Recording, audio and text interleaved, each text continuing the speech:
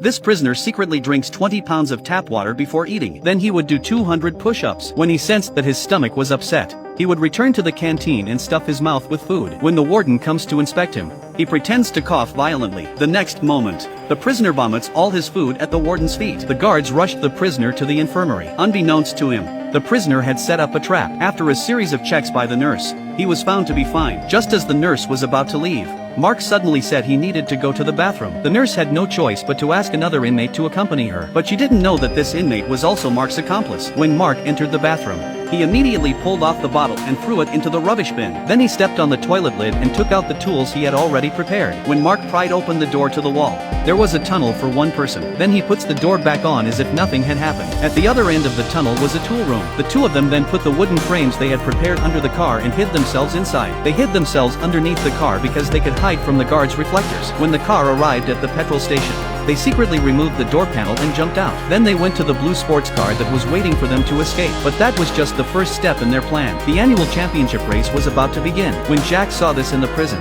he nodded to Carl. Carl, in a moment of clarity, stepped in front of Jack and started to cause a scene. A fight breaks out. A couple of guards ring the alarm. This was the first time that such a large-scale disturbance had ever occurred. As soon as the alarm went off, the warden called for all personnel to enter the lockdown area. Before the nurse knows what's going on, she's isolated by a protective door. The guards wanted to call for backup, but the warden stopped them. He didn't want to jeopardize his performance during his tenure. Unexpectedly, all this was expected by Mark. The warden was ready to negotiate with the inmates in order to solve the problem sooner rather than later, but they wouldn't listen to him. They even smeared the security cameras with soya sauce. Then they covered the glass with plates and tinfoil so they wouldn't know what was going on inside. The reason the inmates did this was to buy Mark enough time, because he needed a day to complete the vault ransacking. That's the real reason for his escape.